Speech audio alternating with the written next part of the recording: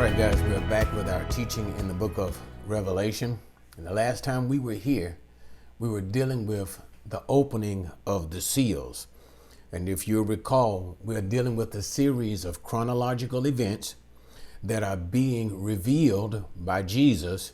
He is pictured as that lamb who takes that scroll out of the hand of God.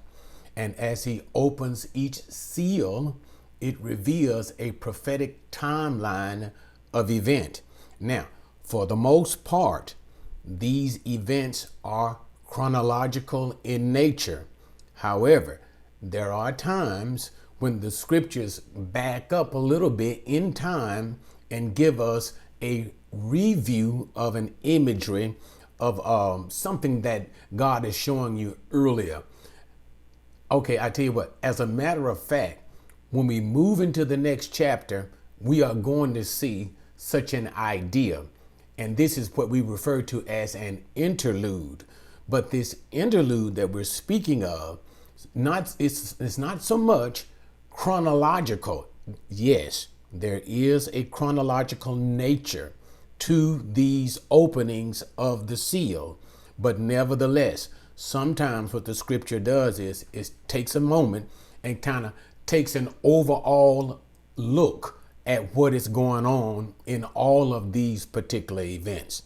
Now, the reason why I bring that particular part up is because, as we know, we've been working through the scrolls. What we have in the beginning with the first seal, the introduction of the Antichrist, who is the primary participant in that we see in all of the events of the 7-year tribulation period, because we do know that the opening of all of the seals of the scrolls covers a period of 7 years. Okay.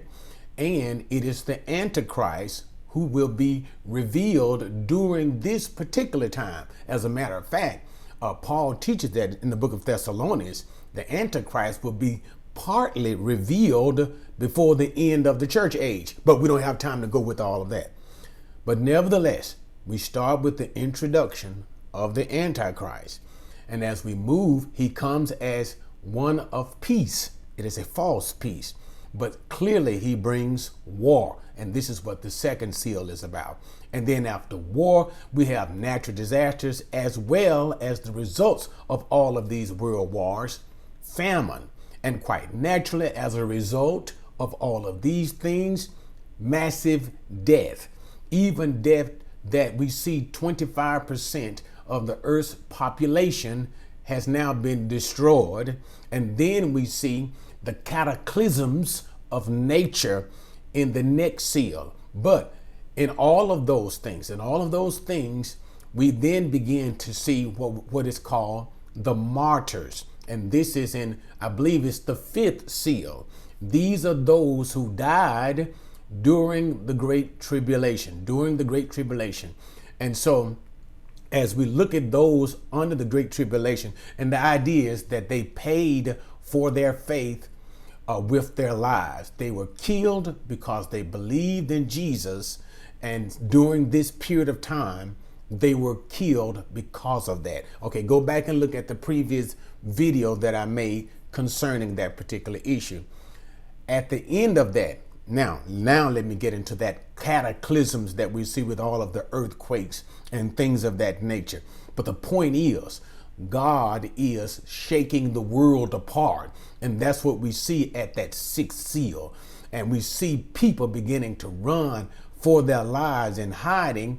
And it leaves us with that question, that saying, the statement that the great day of God's wrath has come. That is the idea of the Great Tribulation. And the question that it leaves us is, who is able to stand? Now, to understand that question, it simply means as we consider, as we look at all of the things that are taking place in the tribulation. That's why they call it again, what? Tribulation. The world is tearing itself, as if it's doing it on its own. God is ripping this world apart through a series of increasing judgments. That's what's going on. And it's happening over a very short period of time, 7 years. progressively getting worse and worse. So the thing about it is, as people are dying in massive numbers, God is tearing the world apart. Who can survive all of these things? And we do remember what Jesus said. If those days had not been cut short, that means the time period has been shortened. No human being could survive it. Talking about the severity of difficulties during those days. But the point that I'm stressing as we get into chapter 7, the question that we were left with, who can survive the tribulation? And so chapter 7 is an interlude. Now, do you remember when I was just saying to you earlier that Revelation, for the most part, is chronological? Okay. As a matter of fact, let me tell you something else about Revelation, guys. Revelation also puts in a chronological order some of the events that are taking place in the last days that the prophets talked about. What I mean is this: when you look at the Old Testament scattered about through many different prophets, they would oftentimes, God would give them a peek into the last days. That is the time of tribulation, this 7-year period that we're talking about. God would sometimes let them get a peek into that day. And that's why I told you in previous videos, like the day of God, the day of the Lord, and you'll see that particular name being used. But what the prophets never did, they were able to see, or should I say God permitted them to see, was the order of events to how these things would be taking place. What God did for us in the book of Revelation is he gave us a sense of chronological order to these events. So he took a lot of these things spoken of by the prophets in the last. So the prophet would just speak of in the day of the Lord. Don't know when, don't know how, don't know when these things will be taking place. They didn't get into all of that. They would just simply say, and this would be going on. What God did for us through John the Apostle in the writing of Revelation was he allowed a sense of chronology to be given to these prophecies. Okay, so that's one thing. I don't know if I've ever discussed that particular point or another. But now let's go on back to chapter 7. So let's open it up and get ready to talk about it. Answering the question, who can survive the time of the tribulation? Who is able to stand? Okay, so chapter 7, verse number 1. After this, I saw 4 angels standing at the 4 corners of the earth, holding back the 4 winds of the earth, so that no wind would blow on the earth or on the sea or any tree. I saw another angel ascending from the rising of the sun, having the seal of the living God. And he cried out with a loud voice to the 4 angels to whom it was granted to harm the earth and the sea, saying, do not harm the earth or the sea or the trees until we have sealed the bondservants of our God on their foreheads. Okay, so now let's talk about it. Now we are answering the question, who is able to survive the Great Tribulation? Now, let me help you out. So let me give you a little, just answer a couple of things at the end. Let's give a little forethought. These are people who have been chosen by God to survive the Great Tribulation, the whole period of the tribulation. But not only to simply survive the period of the tribulation, as we will see, and I'll talk about that as we move into it. These are people who are chosen for a specific purpose in the tribulation. Okay, so they are chosen to survive, and they are chosen to accomplish a particular task that God has for them to accomplish. Now, these are not the only people who will survive the Great Tribulation. We'll see that in Matthew chapter 25. When Jesus returns, there will be Jews and Gentiles that Jesus will judge when he returns. So these are not the only peoples who will survive. But the point that God is making is these are the people who are guaranteed to survive. So here's the thing. I tell you what, let me get even more particular. I might as well bring it all out. as we will see in verses 4 through 8. These are Jews that we're talking about. These are Jews. These are not Gentiles. These are not any Christians. This is not the church. These are not some elect of Jehovah's Witness. These are not the elects of Mormons. These are not the 104. No, these are Jews, genetic Jews from the 12 tribes of Jews. Okay, so that's the idea. All right. And God is going to use these Jews for a particular purpose. I'll talk about that in just a moment. But the idea is they are guaranteed to survive the period of tribulation so that at the return of Jesus, these 144,000 Jews will still be alive. That is the key. And God is going to use them for a particular purpose. Do you recall what I said to you on the last video, how God chose in Abraham as well as in the nation of Abraham? That's Genesis chapter 12. And the Jewish people, that's in Exodus chapter 19. He wanted the Jewish people to be, and the people of Abraham, a priestly nation unto him. And that is, the idea of a priest is to serve God for the benefit of another. And that's the idea. The Jewish people were to be God's vehicle of outreach to the Gentile world, or in other words, to the rest of the world. Again, we know they failed this. They failed this because of their disobedience. But here, now we're going to see during the tribulation, God will seal 144,000 Jews, and they will carry out God's original intent for the Jewish people, to witness to the Gentile nations, or in other words, to the rest of the world. That will be their function. So that's the idea. And so God is sealing them, and that is, by the idea of sealing, it means ownership. It means ownership and protection. So God is claiming them for himself, and he is protecting them, as we can see in the nature of the text itself. Okay, so with all of that, I hope you guys got that. That's why we see in verse number 1, notice as we are, and so we see a kind of like a little reversing of chronology, as we're taking a snapshot back to look at the times of the tribulation, because we're getting ready for what? The Great Tribulation. Remember, the Great Tribulation is the second half of the period of tribulation. Okay. And so what we see is the sealing of a particular people. But let's go back to verse number 1. So we see the picture of 4 angels standing with the idea of 4 corners of the world, holding the 4 winds so that no wind can blow on the earth, the tree. So that's the idea. Once again, judgment is about to come on the world. Remember what we were saying about that 6th seal, that cataclysmic judgment that's coming on the whole world, and everybody is afraid. People are running, hiding in the caves, saying that the great day of the Lord has come, the wrath of the Lamb and the wrath of God has come.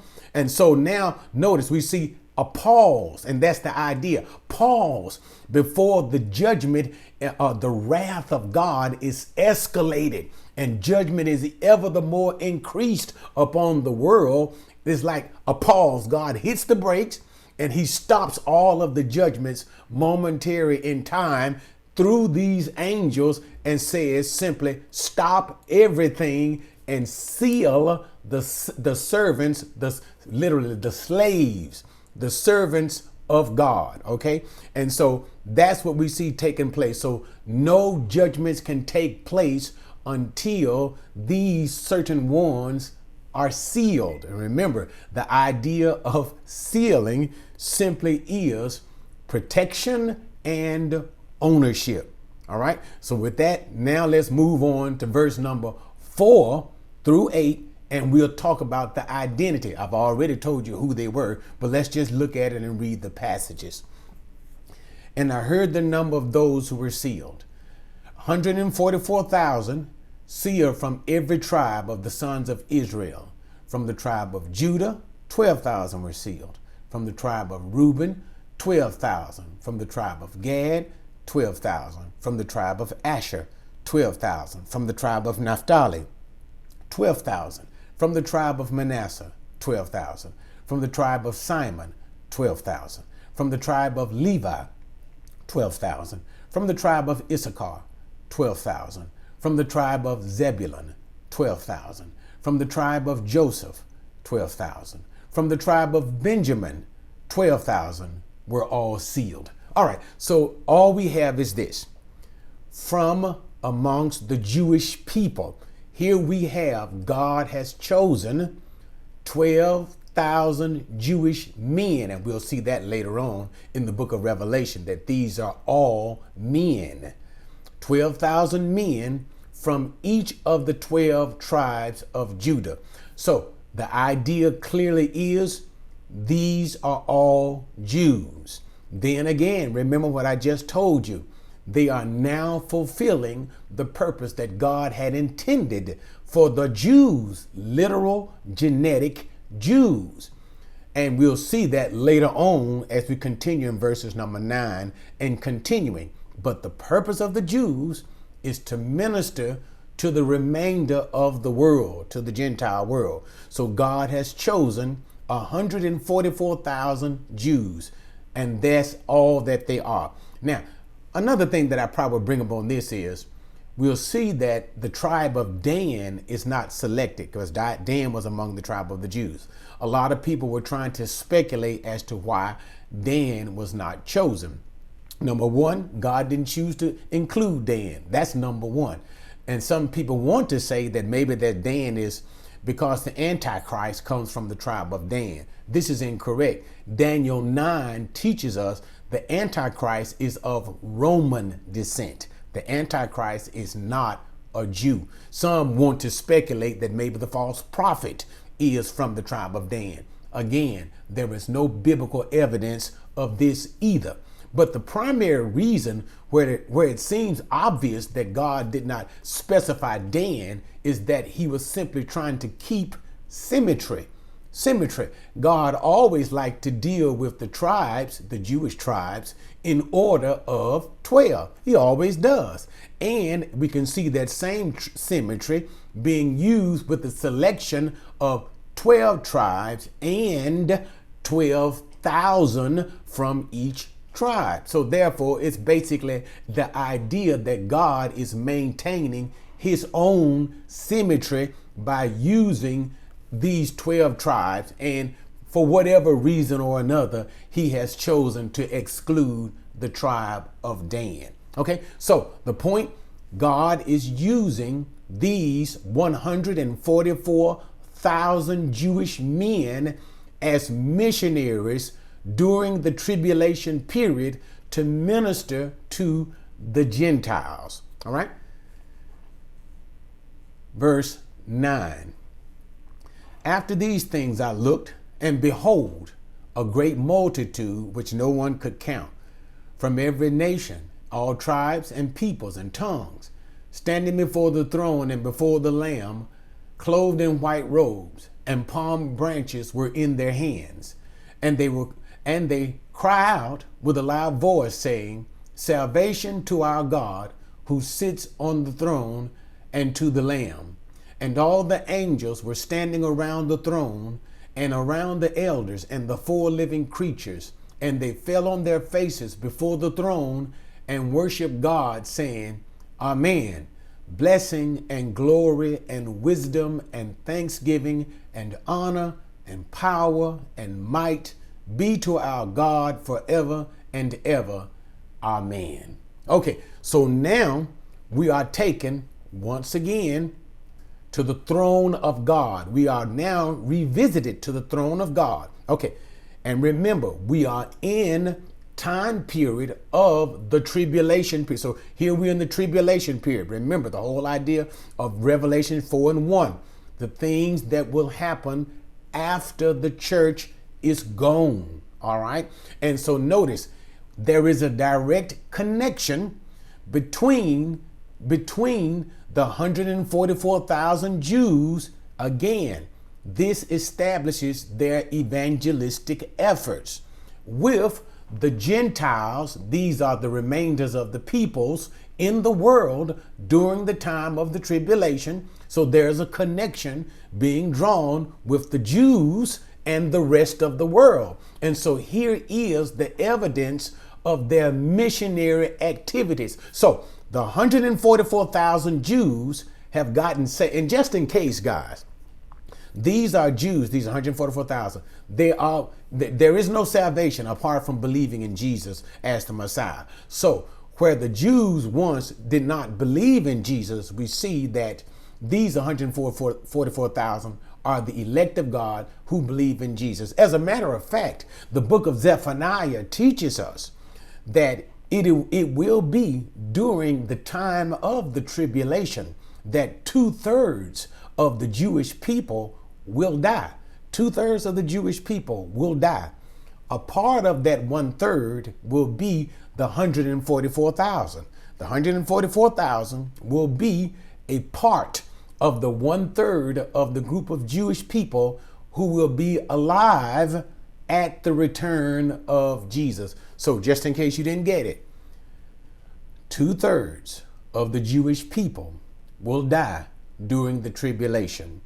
The Antichrist will go on a rampage of persecution of the Jewish people to put them all to death.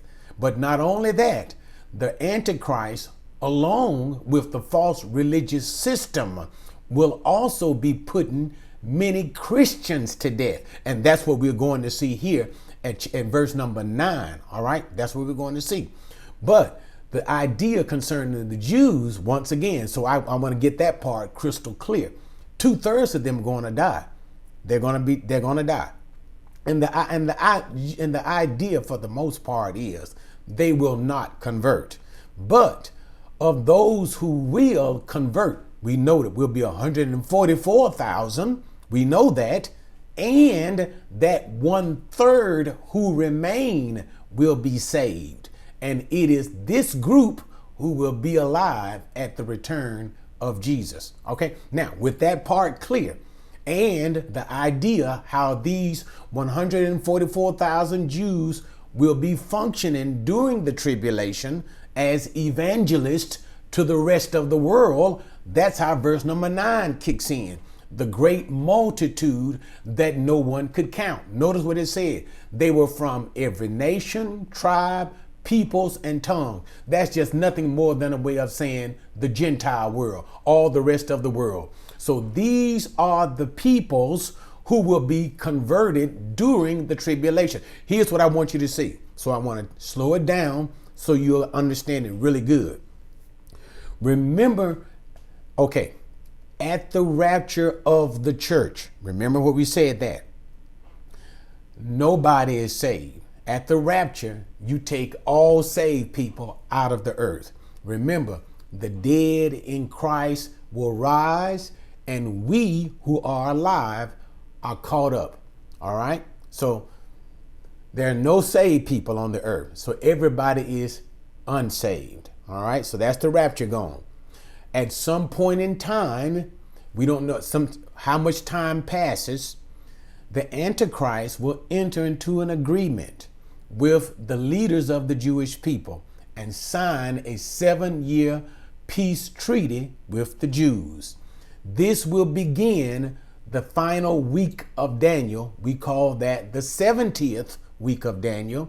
Also, this is called the tribulation. That's what we're talking about now. That's all we've been talking about ever since we've gotten into Revelation chapter 5. That's it, the tribulation. This period will last for 7 years. Now, it can be broken up again into 2 3.5 periods. The first 3.5 year period, we'll see the rise of the Antichrist and the beginnings of the judgment of God. In the latter part of 3.5 years, the second part, that's when the Antichrist breaks the agreement with the Jewish people, and he begins to persecute the Jews and try to kill all of them. That's the fulfillment of Revelation chapter 12. Okay. And when he tries to kill them, that is when the prophecy of Jesus comes to fruition, when Jesus says, when you see the abomination of desolation spoken by Daniel the prophet. And that's Revelation 13, when the Antichrist has an image of himself placed in the new temple that will be in the time of the tribulation, that will be built, and they'll be working during that time. Okay. And so the Antichrist begins to persecute the Jews. They have to run for their lives. But even during this time, the ministry of the 144,000 Jews is continuing in all the world. All right. So they are continuing to minister to all the world, and Gentiles are being saved. So now here's back to the point. So you got the 144,000 Jews, that's what we see in the first part of the chapter, have gotten saved. So now that's one group of people that got saved, all right? So how they get saved, the Spirit of the Lord will do whatever he's going to do, and probably bring to their remembrance all of the things that the Christians told them before the church was raptured, okay? And they were taught many things. Jews are taught many things early on, even in their educational training today of the Old Testament scriptures. And so God is able to work with them to bring about salvation. But the point is, they get saved. So now they are saved during the tribulation. Now we have the Gentiles are being saved. So I said all of that simply to remind you guys of this. Although the church is raptured and nobody is saved, left on the earth is saved, after the rapture, sometimes afterward, people will begin to get saved. The first group of people to get saved, we'll see, will be the 144,000 Jews. And it is through their ministry that we'll see many Gentiles that are saved, okay? But one of the reasons why I took you guys through that whole scenario in the way that I did was this. If you can recall what I told you about being saved today, before, see, we are now, as of the making of this video, again, I remind you, the rapture of the church has not yet come.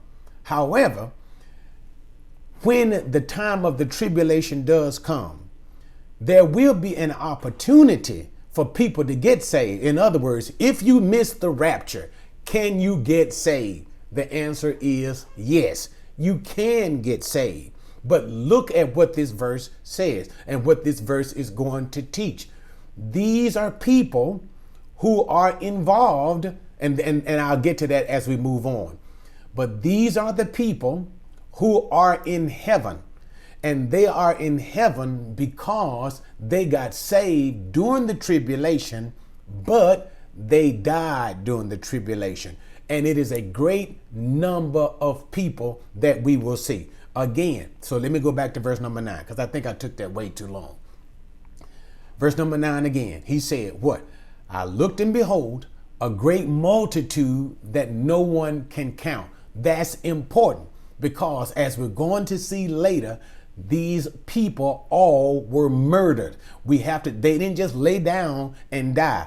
They were killed and murdered. Okay, since I'm here, I might as well make it all clear. Again, they will be killed by the false religious system.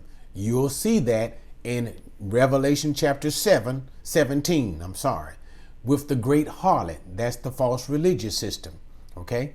And the peoples, the many peoples, will kill the true Christians. They will kill them. And that's why the Bible says she had a cup, and John said he marveled at the cup that was filled with the blood of the saints. That means Christians were being killed by the untold numbers. So bring that same idea, the persecution, Revelation 17, by the false religious system, as well and I might as well bring all of it in.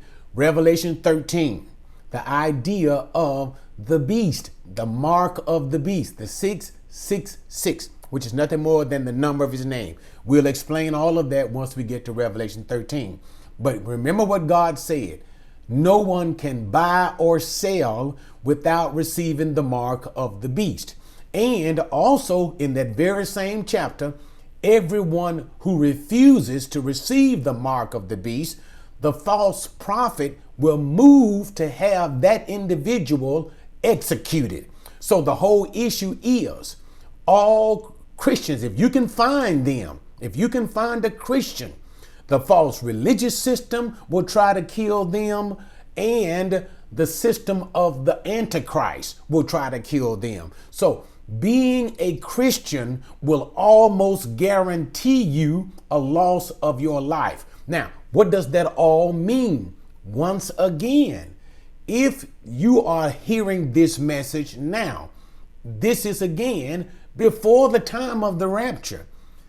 Live for Jesus now so that you don't have to go through all of this, because if you get saved during the tribulation, 9 times out of 10, you are going to be executed. You may even suffer being beheaded. That means literally cut your head off because you are a Christian. Now, if you doubt that, all you have to do is go to Revelation chapter 20, when John says again, he saw thrones, this is the resurrection, thrones given to people who came back to life, who were at one time beheaded because they were believers. They were beheaded during the tribulation. Can you imagine? So you're not just simply being...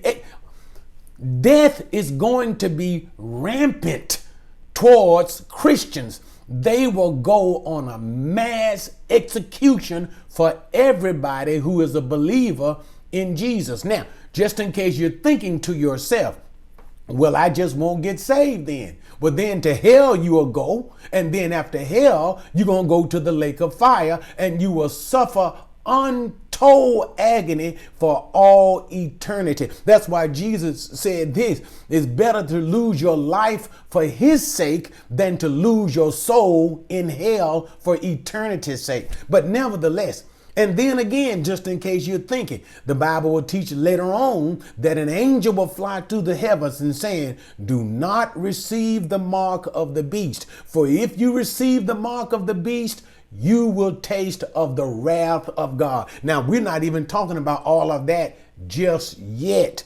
I'm not there yet, but we are getting geared up for it, because the whole idea is, now chronologically, we've been dealing with the first 3.5 years of the tribulation. And notice, what was the severity of that first 3.5 years? They were left hiding in caves and asking, who can survive the tribulation? Who is able to stand? That's Revelation 7 answering that question, who is able to stand. But the point that I'm trying to drive home is simple. You want to be saved now, for the simple reason being saved during the tribulation puts you in this category. And what is that category? I'm too long, but that's all right. Still at verse number 9, the multitude that, notice again, how many people were in heaven at this time who had died during the Great Tribulation? It's amazing, guys. Think about it. It was a number that no man could number. That many people got killed, were murdered. And these are all, this is not sinners. These are not sinners. These are all saved people. That's why I said, so let me finish it. They were standing at the throne before the Lamb and clothed in white robe with palm branches in their hands. The white robe is a symbol of salvation. The palm branches is a symbol of praise and worship. And here's the thing that God is trying to bring about here. Because of their death, that their special death during the tribulation, God has given them a special place before his throne. So God is honoring them for their life, for I don't want to say giving up their lives, but their lives being taken during the tribulation. He is honoring them by allowing them a special place before his throne and before Jesus Christ. And that's what we see, the praise that they give to God when they say in verse number 10, salvation to our God. And we see that that's joint praise to God and praise to Jesus, to the Lamb. And when they entered this praise, these are the people who died, peoples will be actually the right name, who were killed during the tribulation, the Gentiles, okay? All of the angels of God joined in the worship of God. And that's what we see in verse number 11. The angels and the elders and the four living creatures, they all joined together in the worship, and they gave God a sevenfold. Did you catch that one again?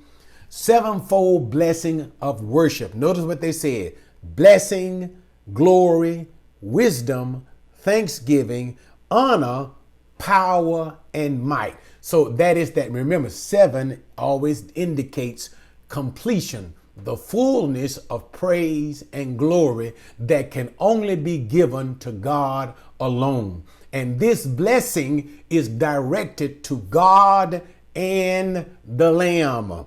Okay. All right. So now with that idea, so what do we have? Okay. So there's 2 pictures thus far that we have. We have the 144,000 Jewish evangelists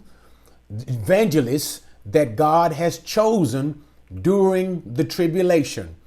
He has sealed them. That means he has saved them from their sins. They are now believers in Jesus.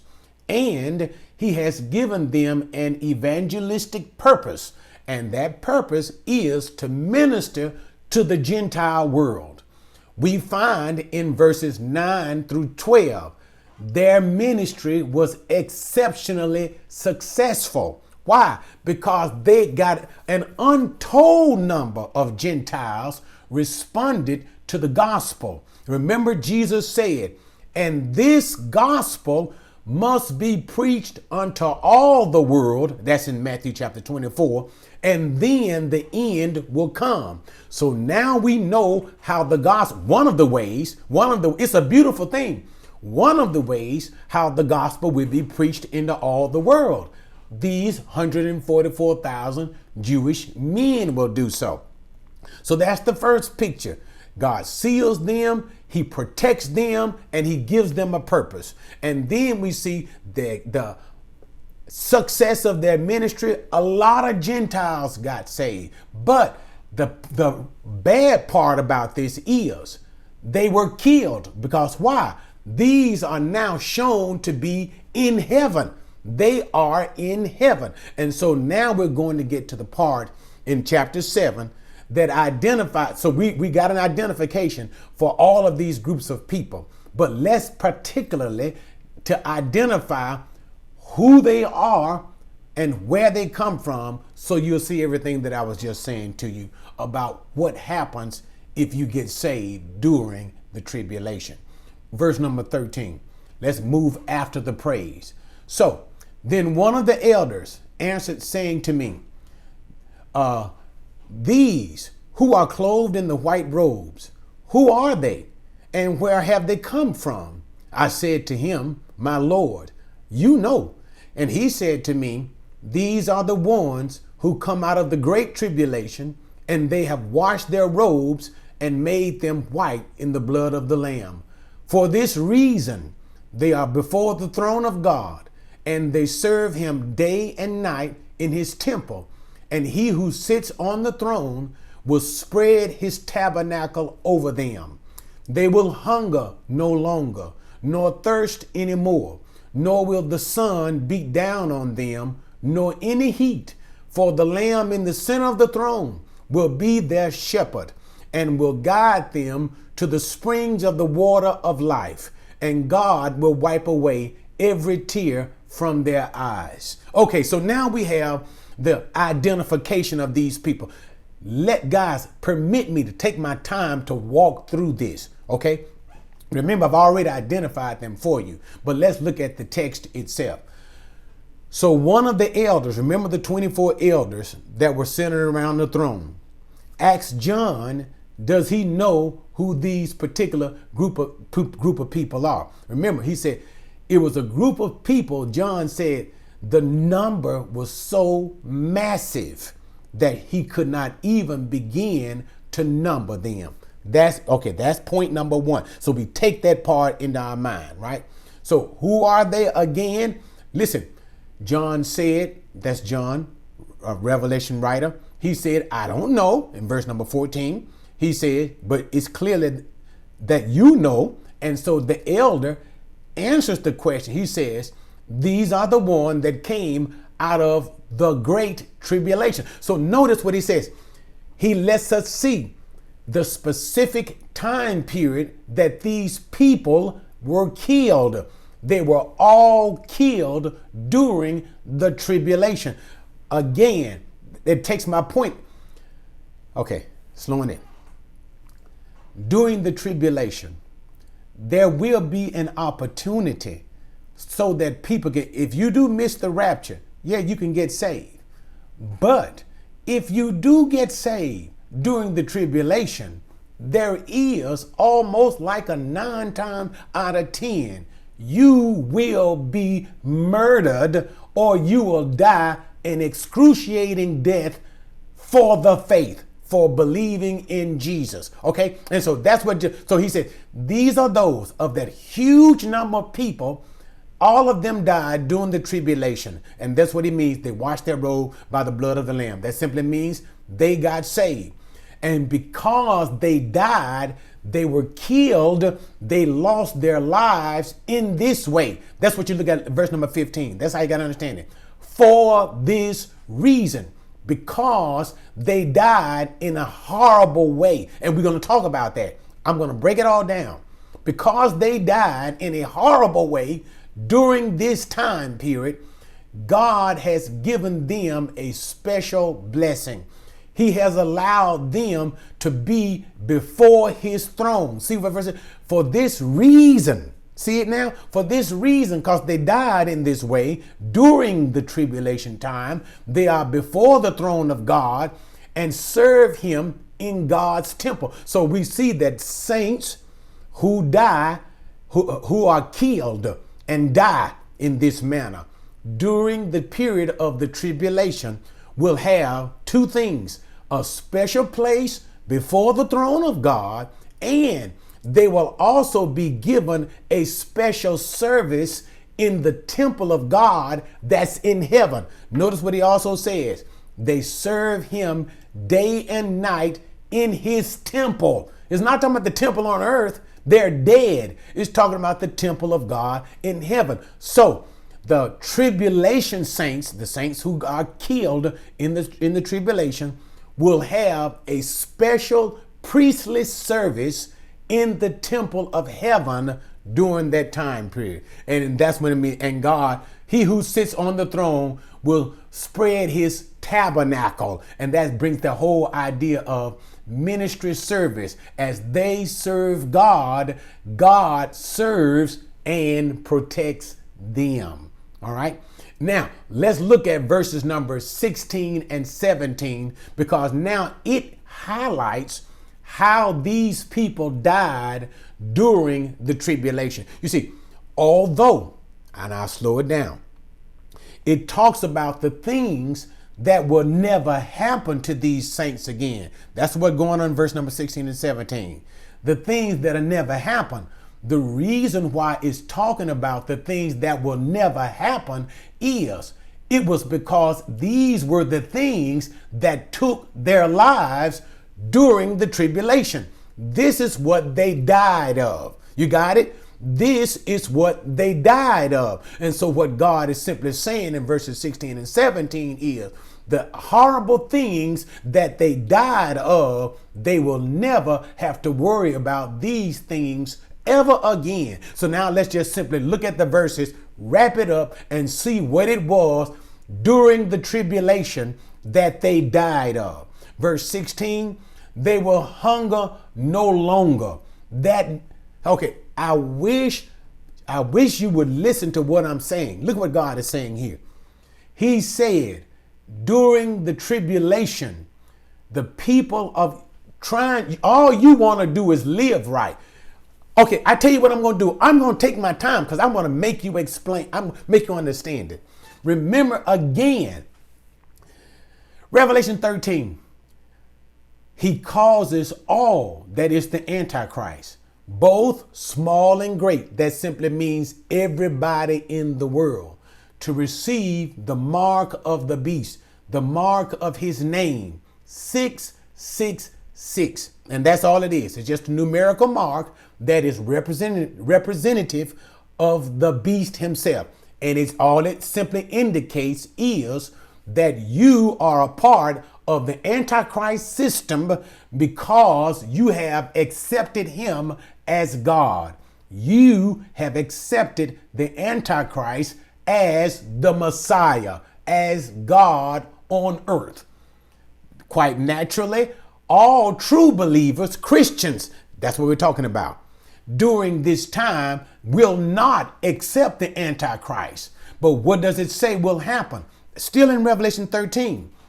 If you don't receive the mark of the beast, you cannot buy nor sell. That means, remember, his system is worldwide. His system is what? Worldwide. That means you cannot go to Kroger's, you cannot go to Walmart, you cannot buy food, you can't buy water, you can't buy anything, because the moment you try to enter into any kind of transaction, buy or sell, the moment you try to buy something, the first thing that people look for is the mark. Do you have the mark? And already, guess what? Christians are already going to know that the Antichrist is trying to kill them. They know that, so they're not going to just simply come out of the closet. But here's the point. I'm bringing it back to they will no longer hunger. So now you don't have the mark trying to believe in Jesus, and you won't accept the mark because you have chosen Jesus. That means you can't buy food. You will starve to death. You will, that's the whole point. Notice, they will no longer hunger. They will no longer thirst anymore. By not being a part of the system of the Antichrist, you starve to death. And that is, okay, while most of you listening to me don't have the foggiest idea, that is a miserable, slow, painful way to die. It is a slow, and you don't starve to death in 3 days. You don't starve to death. Do you know that you can live over 2 weeks without food and water? But it is a miserable, draining, and slow death. All because these Christians were not able to buy food and water. They will no longer hunger, no longer thirst. They just simply perished. But let's continue on. Nor will the sun beat down on them, nor heat. That means, notice, the sun nor the heat. Now, we can't get particularly descriptive about that. But what it does lets us know is that in some way or another, these Christians died, or idea most likely, were put to death by extreme heat. This takes us back to the Nazi extreme. Remember how the Jews died in the Holocaust, how the Germans took many thousands of Jews and placed them in ovens and gassed many Jews to death. And so here we have a replay, this same idea coming, and not simply for Jews, because notice, we're not talking about Jews here. We're talking about Gentiles, the multitudes from all tribes and nations. See, it's not Jews here. It's not Jews we're talking about. We're talking about regular Gentile people who are being executed, most likely put into some sort of a gas or heated chamber. All right. All I'm saying is this, and so I'm bringing it to a close. Is it not a wise thing? Seek the Lord while he may be found. Call on the Lord while he is near.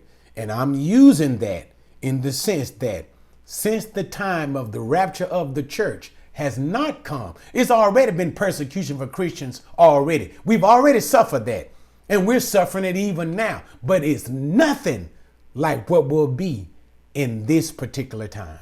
Okay? But anyway, let me finish it. Enough preaching, so let me finish it. For the Lamb in the center of the throne will be their shepherd. And so now we have the fulfillment of Matthew 23:1. Yahweh Roi, the Lord is my shepherd. And now we will see that fulfillment. And we see the closeness that Jesus will have for those group of people who died during the tribulation. The tenderness that he has towards them, for they gave up their lives in his name.